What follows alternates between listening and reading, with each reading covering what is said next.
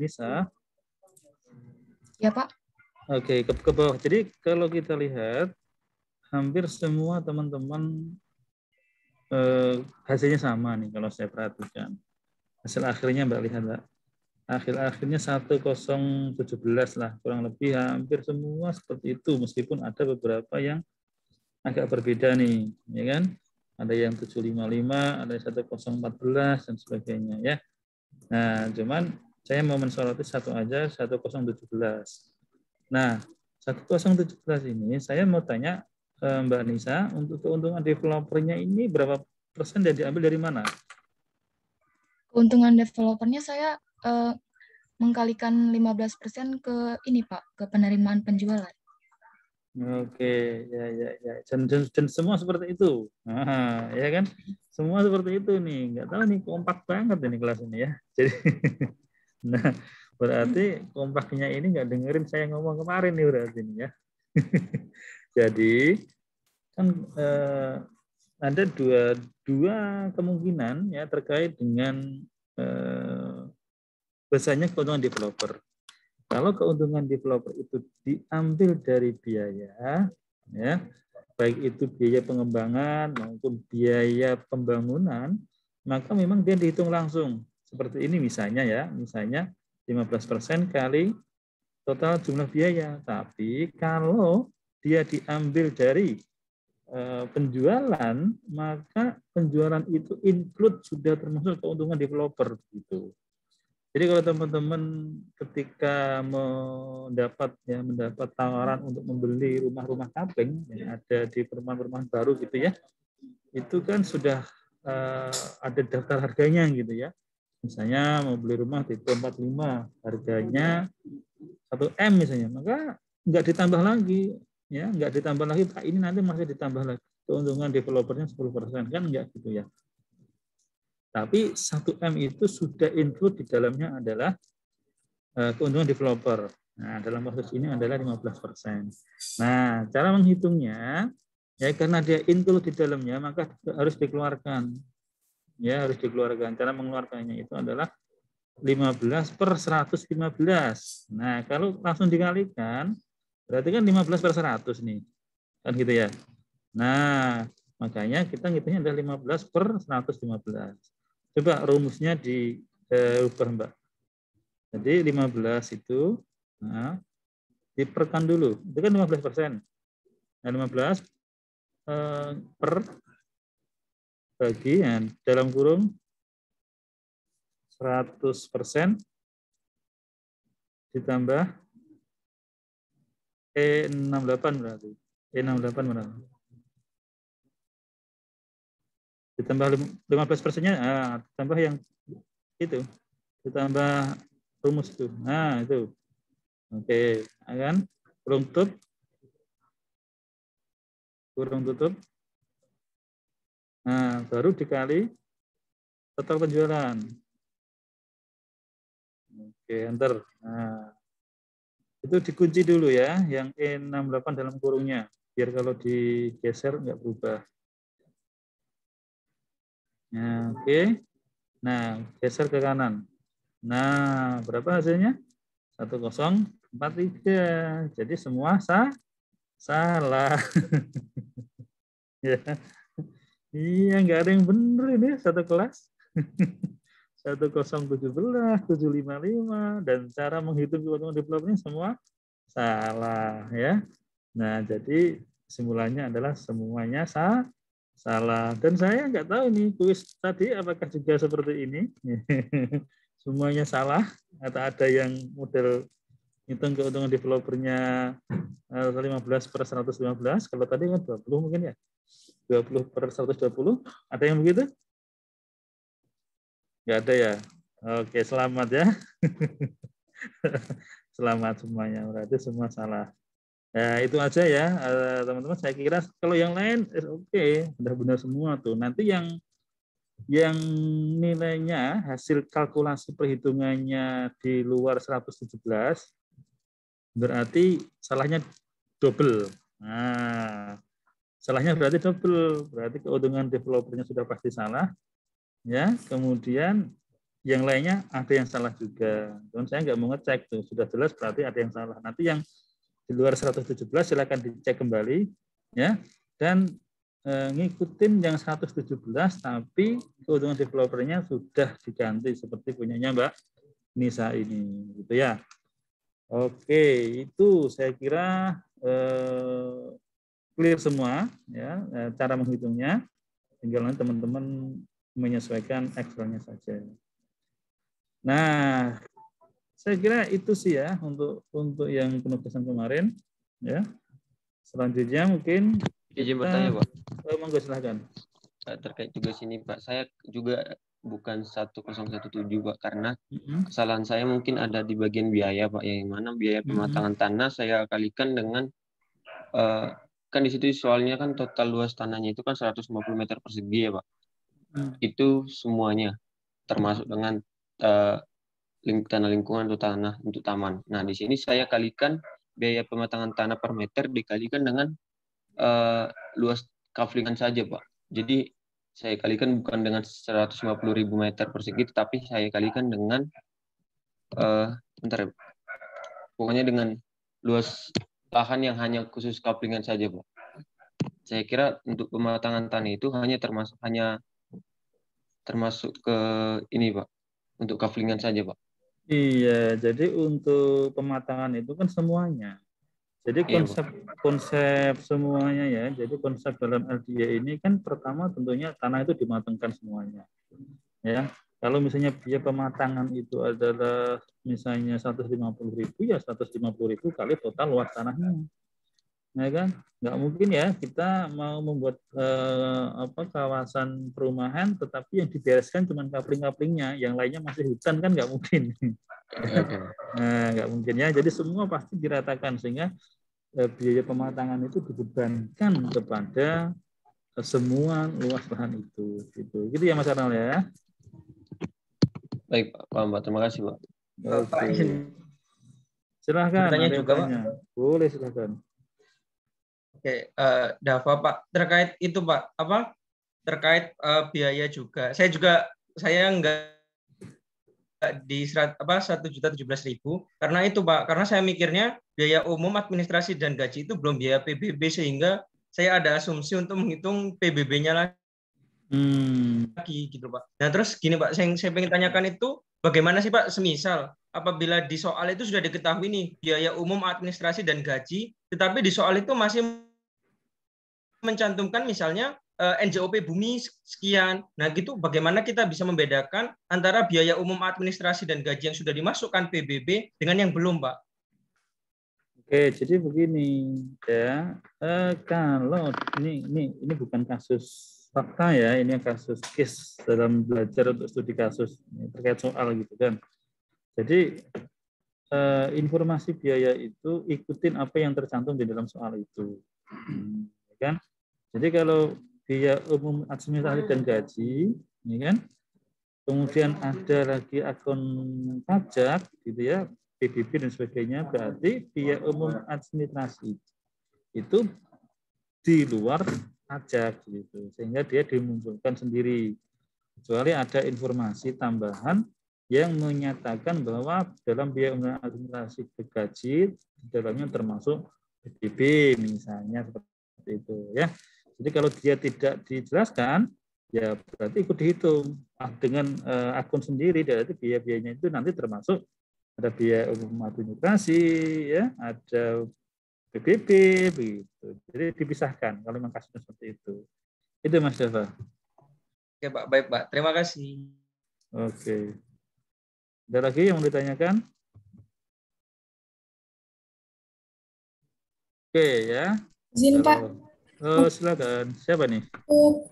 Ini Pak Mika. Untuk hasil jawaban dari tugas sama kuis nanti, pembahasannya boleh di-share tidak ya Pak untuk bahan belajar supaya tidak jatuh ke lubang yang sama, Pak?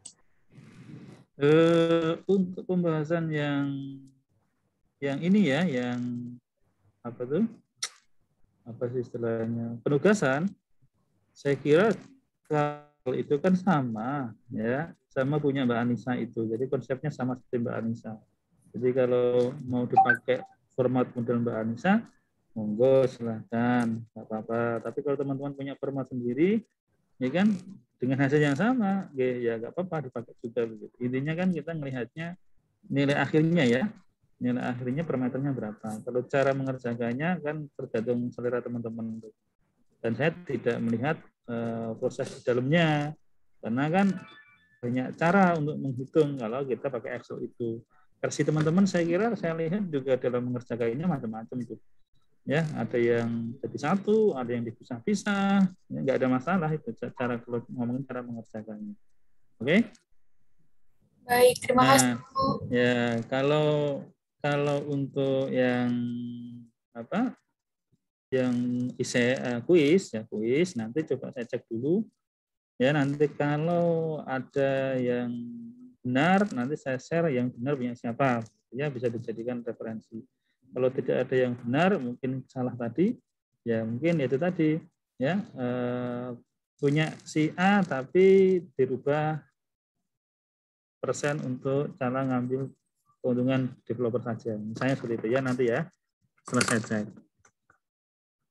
Ada lagi yang ditanya? Izin Pak. Enggak, silahkan Binsar. Case saya mirip seperti apa sih Pak? Cuman saya itu mengasumsikan PBB dan juga saya mengasumsikan biaya pembangunan rumahnya Pak. Karena saya lihat itu di PPT yang Bapak kirim kemarin memakai itu Pak. Jadi saya buat pertanyaan saya Pak, apakah biaya-biaya tersebut Pak? Ya. Oke ya, jadi memang di dalam kita mengerjakan kasus soal itu, ya yang jelas kita ngikutin aja informasi-informasi yang ada di dalam soal lah gitu. Ya. Kalau memang misalnya teman-teman nanti mau membuat asumsi tambahan, tolong dijelaskan di dalam kertas kerjanya. Ya. Tapi tolong ditulis tebal ya, jangan tulisannya nggak jelas. Nanti saya terlena pasti hanya melihat nilai akhirnya. Tapi kalau misalnya teman-teman ada tulisan yang tebal begitu, asumsi, misalnya, oh ya dengan asumsi seperti ini, kalau asumsinya itu masih logis, saya kira nggak apa-apa. Ya kan, nanti kita juga akan lihat masuk nggak asumsinya ini dipakai gitu. Nah, kalau asumsinya itu nggak masuk akal ya tentunya ya sama aja ya. Saya salahkan tentunya. Tapi kalau memang teman-teman merasa perlu ada tambahan asumsi, silahkan dibikin nggak apa-apa. Ya, selama asumsi itu masih realistis dalam konsep pengembangan FDA. Oke, Mas Binsar? Baik Pak, jelas Pak, dapat dipahami. Ya, sementara cukup dulu ya. Nah, ini mungkin kita akan review sebentar nih. Biasanya kan yang ditunggu-tunggu yang reviewnya ini, Pak. Oke, sebentar.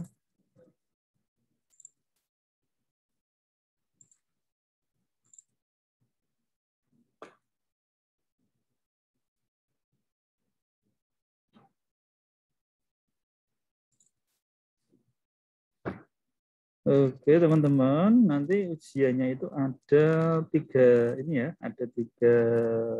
tipe ujian ya, ada pilihan ganda. Pilihan ganda ada soalnya itu 30. Masing-masing soal itu skornya 2 poin, jadi 60 gitu ya. Kemudian yang kedua ada IC. IC ada 2 ya. Sifatnya ini menulis lah gitu ya, menulis. Dan kemudian studi kasus.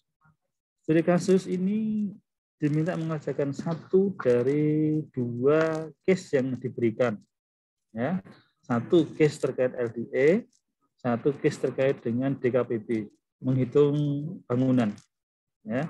Jadi menghitung bangunan dan LDA. Nah, ini pilihan. Kalau teman-teman lebih firm terkait DKPB, monggo nanti silahkan dipakai DKPB. Kalau firm terkait dengan LDA, boleh juga LDA yang dipakai. Nah, kemudian sifat soal ini semuanya open, ya. Jadi boleh melihat catatan buku, boleh menggunakan alat bantu Excel, tapi untuk lembar jawabannya tetap ditulis tangan. Nah, jadi Excel di laptop mungkin hanya alat bantu saja buat teman-teman mengerjakan, tapi nanti hasilnya tetap dituangkan dalam kertas kerja, ya, dalam bentuk tulisan tangan. Nah, kemudian di scan PDF seperti biasa. Nah, untuk pilihan ganda, ya, sebenarnya secara umum ini soal-soal itu semua ada sebenarnya di PPT yang sudah kita sampaikan ke teman-teman, ya. Nah, jadi mungkin nanti kan di awal-awal kita sudah ngomongin terkait dengan apa sih peran pemerintah terkait dengan siklus pengelolaan BUMN. Sudah ya? Sudah. Kemudian bagaimana sih peran penilai DJKN di dalam konsepnya terkait dengan permohonan penilaian yang ada di DJKN itu seperti apa gitu. Itu juga ada di 173 ya. Di 173 kita sudah bahas itu kalau nggak salah di pertemuan kedua. Ya, di pertemuan kedua kan ada, kita sudah banyak membahas terkait dengan regulasi bagaimana penilaian yang ada di DJKN dengan regulasinya PMK 173.